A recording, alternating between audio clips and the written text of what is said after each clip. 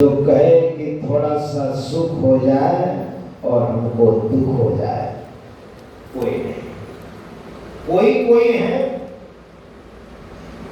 मैं पंजाब में कथा करता था 1996 में, तो इतनी सुख सुविधा थी मुझे। बहुत बड़ा आश्रम था और वहां के कमेटी वाले मुझे सारी चाबियां पकड़ा देते थे। महाराज तुसी पढ़ो, मतलब चाबी पकड़ो, आप यहाँ कैसे चलाओगे आश्रम, चलाओ, लो चाबी पकड़ो। और वे लोग तो अरबपति फैक्ट्री वाले, कहीं घूमने के लिए जाना है, घूमो फिरो महाराज, मन लगेगा।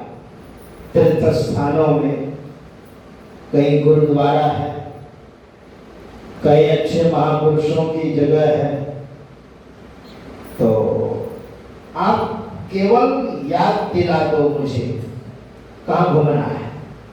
हाँ भाई हमको घुमा दो बढ़िया जगह में। ड्राइवर को कह दिया जाओ गाड़ी लेकर के महाराज जी को घुमाओ। 4 व्हीलर गाड़ी आ गई और गाड़ी क्या एकदम आश्रम में गाड़ी घुस जाती थी। बड़ा सा आश्रम था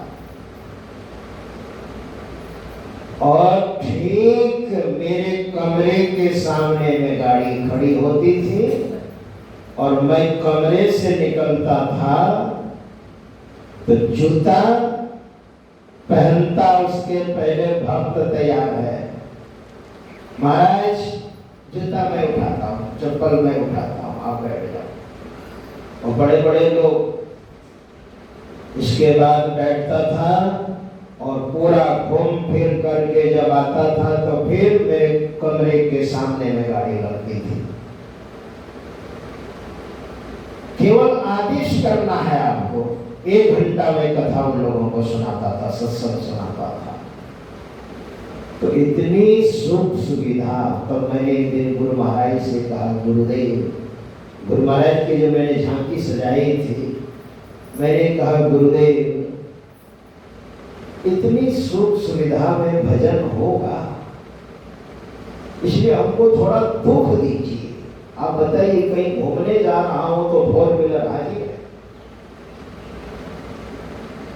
साबुन सर्फ कपड़े की जरूरत है तो एक बार कह दीजिए, एक पेटी ही ला करके कार्टून ही ला दिया, लो महाराज। गर्मी के दिनों में बड़ी बड़ी बोतलें शरबत की, काजू किशमिश पिस्ता बादाम वाला, उसको रूह अफ़ज़ा बोलते हैं। महाराज मैंने वही गुरु महाराज से कहा, गुरुदेव इतनी सुख सुविधा में भजन हो, हमको तो भजन करना है ना, हमें तो आत्मा को जगाना है ना। खाया पिया सो गया, ये कोई जीवन है। गुरुदेव हमको थोड़ा दुख दीजिए। मैंने दुख मांगा था, अपनी बात बता रहा हूँ, किसी दूसरे की नहीं। हमको थोड़ा दुख दीजिए, इतना सुख में भजन नहीं होगा। भगवान श्री कृष्ण ने अपनी बुआ कुंती से कहा था कि बुआ मांगो, मैं देना चाहता हूं।